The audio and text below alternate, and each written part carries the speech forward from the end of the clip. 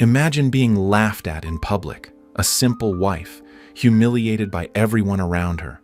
But what they don't know is that her husband is hiding a secret that will change everything. What happens when the truth comes out? Hold tight, because this is a twist you won't see coming.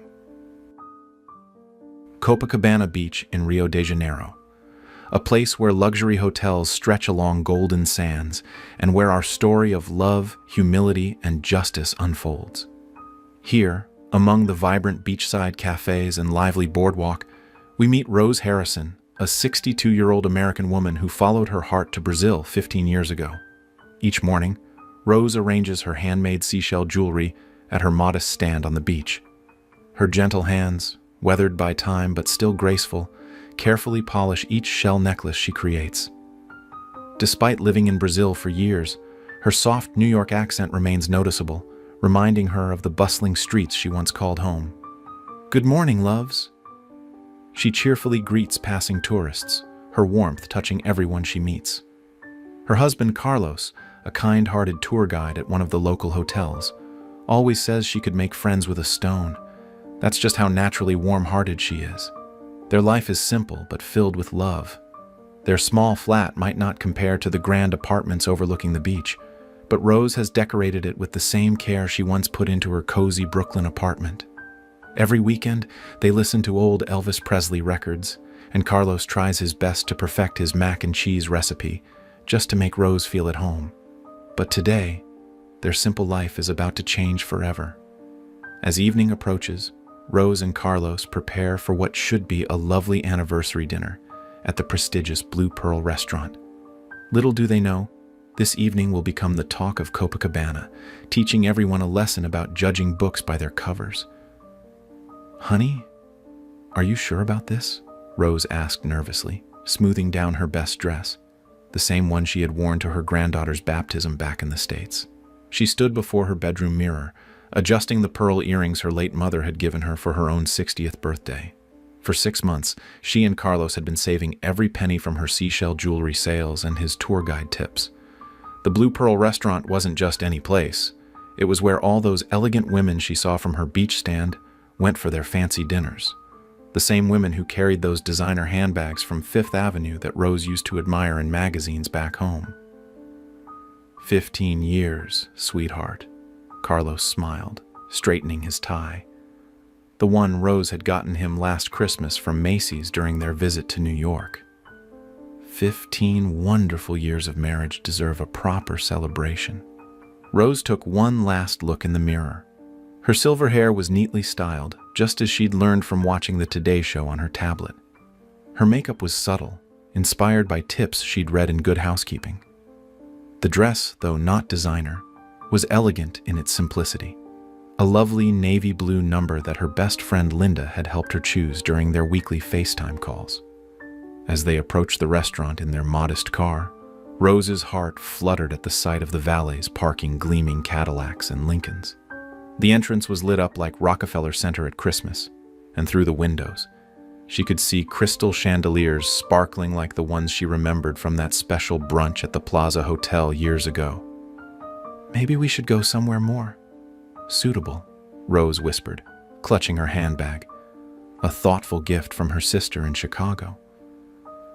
But Carlos squeezed her hand gently, the way he always did when she needed reassurance.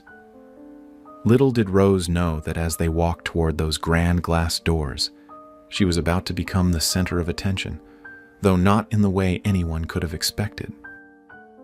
The maître d' led Rose and Carlos to their table, his expression slightly stiff as he noticed Rose's modest attire. At the neighboring tables, women dripping in jewelry from Cartier and Tiffany's whispered behind their leather-bound menus, their eyes darting toward Rose's sensible flats from Kohl's. "Did you see what she's wearing?" One particularly loud voice carried across the room. It belonged to Victoria Kensington Hale, a well-known socialite who regularly appeared in Town and Country magazine. Her red-soled Louboutins alone probably cost more than Rose's entire wardrobe from the Macy's clearance sale. Rose's cheeks flushed as red as the roses in her beloved backyard garden back in New York. She tried to focus on the menu, but the prices made her think of her pension savings, The wine list alone reminded her of her monthly grocery bills at Walmart. Oh, my God. Victoria's voice grew louder as she pulled out her iPhone. Linda, honey, you won't believe who's trying to dine at Blue Pearl tonight. It's like someone from a thrift store wandered in. The cruel laughter spread like ripples in a pond, from table to table. Rose could feel eyes on her back, hear the whispers and snickers, just like those awful girls in high school who used to tease her about her homemade dresses. Look at her bag, another voice chimed in. I haven't seen anything that outdated since Jackie Kennedy was First Lady. Carlos reached across the table to hold Rose's trembling hand, but before he could speak, Victoria and her friends had already started filming with their phones, barely containing their amusement at what they considered to be the evening's entertainment. This will be perfect for my social media, Victoria announced loudly. I'll call it When Thrift Store Shoppers Crash Fine Dining. Rose's vision blurred with tears as she watched Carlos's expression change. For the first time in their 15 years of marriage, she saw something in his eyes she'd never seen before. My love, excuse me for a moment, Carlos whispered gently, patting Rose's hand. I need to visit the gentleman's room.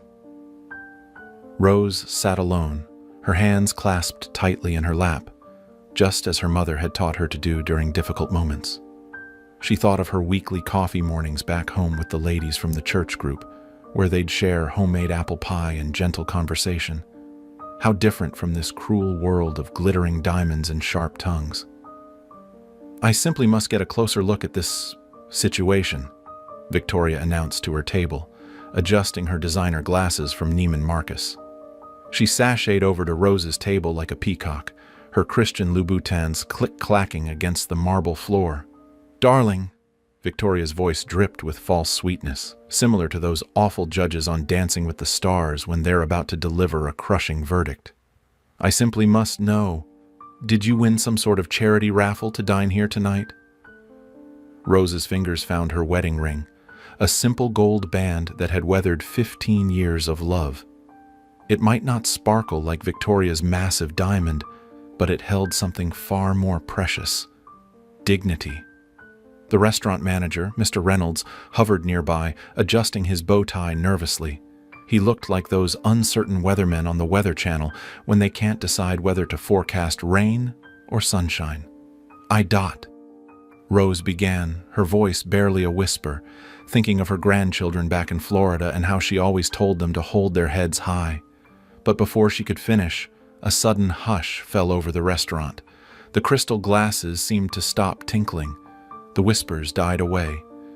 Even Victoria's perfectly painted mouth fell open as she stared at something, or someone, behind Rose's chair. The atmosphere in the restaurant shifted faster than a New York storm rolling in from the Hudson. Carlos had returned, but he wasn't wearing his Christmas tie from Macy's anymore. Instead, he stood tall in an impeccably tailored suit that even the gentleman at a Wall Street gala would admire. Good evening, Mr. Montero. The restaurant manager's tone transformed like a contestant's fortune on Jeopardy. He practically tripped over himself, bowing slightly. I hope everything is to your satisfaction, sir. Victoria's perfectly manicured hand, which had been holding her phone up to film Rose, slowly lowered like a deflating soufflé on the Great American Baking Show. Her face, despite its expensive foundation from Saks Fifth Avenue, couldn't hide her growing unease. The maitre d' rushed forward with a different menu, bound in rich leather with gold lettering. The same menu Rose had noticed earlier being given to those distinguished-looking couples who arrived in chauffeur-driven cars. Your usual table is ready in the private dining room, Mr. Montero, the manager continued, wringing his hands like a nervous appraiser on Antiques Roadshow, about to reveal the true value of a family heirloom. Rose watched in bewilderment as staff members scurried about like they were preparing for a presidential banquet. Even the sommelier appeared, carrying a bottle of champagne that Rose recognized from the advertisements in Southern Living magazine, the ones that made her gasp at the price. Carlos smiled at his wife, his eyes twinkling with the same mischief she'd fallen in love with 15 years ago. He gently took her hand, and as he helped her rise from her chair, he turned to address the now silent restaurant. I believe, Carlos began, his voice carrying across the restaurant like a presidential address from the White House. "Some introductions are in order." The champagne glasses stopped clinking, and the whispers died down faster than the audience at Carnegie Hall when the conductor raises his baton. Victoria's social media live stream was still running, though her perfectly powdered face had lost its superior smirk. "I am Carlos Montero," he continued, standing proudly beside Rose. "And I don't just dine at the Blue Pearl restaurant chain, I own it." A collective gasp swept through the room like a sudden gust of wind through Central Park in autumn. Several ladies nearly dropped their martinis, and one gentleman started choking on his filet mignon. "For the past 6 months, my wife and I have been visiting each of our restaurants, just like any ordinary couple would. You see, my dear mother, God rest her soul, taught me that true character is revealed in how people treat those they think cannot benefit them." Rose's eyes widened like she'd just heard the winning numbers on the Powerball lottery. All those months of saving, of Carlos insisting they live simply. It hadn't been about the money at all. Victoria's phone slipped from her trembling fingers, clattering onto her plate of untouched steak au poivre. Her face had turned the same shade as her overpriced lobster bisque from the plaza. "And now," Carlos's voice took on an edge sharper than the high-end steak knives on the table, "I believe we need to discuss something rather important about the future of this establishment." Carlos stood tall, like a respected senator delivering a speech on Capitol Hill, his hand still tenderly holding Rose's. "Ladies and gentlemen, what we've witnessed tonight reminds me of something my mother used to say over Sunday dinner. Fine china doesn't make the meal taste better." The restaurant fell silent, quieter than Arlington Cemetery on Memorial Day. Victoria's social media live stream was still running, but now it was capturing something very different from what she had planned. "In my restaurants," Carlos continued, his voice as firm as Meryl Streep delivering an Oscar-winning monologue, "we will no longer tolerate this kind of behavior. From this evening forward, every Blue Pearl establishment will have a new policy." He turned to address the entire room, with the same commanding presence as a president during a State of the Union address. "Anyone who disrespects fellow diners will be permanently banned, regardless of their social status or the size of their bank account." Victoria's face turned the same shade as a beet salad at a country club brunch. Her friends, who had been laughing moments ago like contestants on a mean-spirited reality show, now sat frozen, like nervous guests waiting for their turn on Jeopardy! "And as for your social media broadcast, Mrs. Wellington Pierce?" Carlos smiled, the kind of smile that reminded people of Columbo right before he revealed the truth. "I believe your followers might be interested in seeing how this story ends." Rose stood beside her husband, her dignity intact, like a perfectly brewed cup of black coffee at a classic American diner. As cameras flashed and phones buzzed with notifications, the morning headlines across New York, Chicago, and Los Angeles were ablaze with the story. Victoria Wellington Pierce's social media following had doubled overnight, but for all the wrong reasons. Her viral video had indeed gone viral, but not in the way she'd hoped. Instead of admiration, her comments section was flooded with outrage. Meanwhile, in their cozy apartment, Rose sat at the kitchen table, sipping her morning coffee from her favorite mug, the one her granddaughter had painted for her last Christmas. "You could have told me, sweetheart," she said, gesturing toward the newspapers spread across the table like a Sunday breakfast at her sister's home in Wisconsin. Carlos smiled, spreading butter on his toast, made from the fresh sourdough Rose had baked the night before. "My love, when I first saw you at your little seashell stand, you treated everyone the same, whether they were wearing Walmart jeans or Chanel." That was when he knew she was different from the country club wives who lunched at the plaza. The Blue Pearl restaurant chain officially launched its new Rose Rule, a policy ensuring that every guest, regardless of status, age, or appearance, would be treated with the same kindness you'd show a lifelong friend. The story spread like wildfire, and soon, other fine dining restaurants across the country adopted similar policies. As for Victoria, she found herself quietly uninvited from gala fundraisers at the Met. Her online followers had stopped envying her designer lifestyle and instead used her as an example of how not to behave. Even Whoopi Goldberg on The View had a few choice words to say about her behavior. Back at the beach, Rose continued selling her seashell jewelry. But now she had unexpected new customers. Some of the very same women who had once turned up their noses at her now came not to judge but to learn. Over cups of homemade lemonade and slices of warm apple pie, they discovered that real wealth has nothing to do with diamonds or designer bags. It comes from the heart, and every anniversary thereafter, Rose and Carlos returned to the Blue Pearl, not in the VIP lounge, but at that same simple table, the one where dignity had triumphed over status. Their story became a timeless reminder of what truly matters in America. Not what you own, but how you treat others. A lesson that every loving grandmother has always known. Dear friends, welcome to our special community at Brazilian Tales. Here, we bring you heartwarming stories from the beautiful shores of Rio de Janeiro straight to your cozy home. Each week, we take you on a journey from sunlit beaches to charming cafes where extraordinary stories unfold. Imagine enjoying your afternoon coffee while experiencing the warmth of Brazilian culture, where the sound of ocean waves blends with timeless American values. Our stories are unique, just like Rose and Carlos's tale, bringing together the magic of Brazil with the emotions and traditions we all cherish. We'd love to hear from you. Tell us in the comments, what would you have done in Rose's situation? And where are you watching from?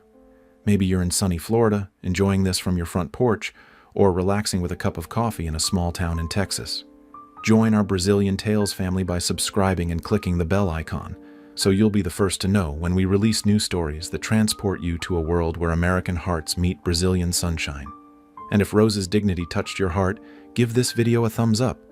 Share this story with your book club friends, your church group, or even your coffee morning crew. Because just like a good story, a good cup of coffee is best enjoyed with friends.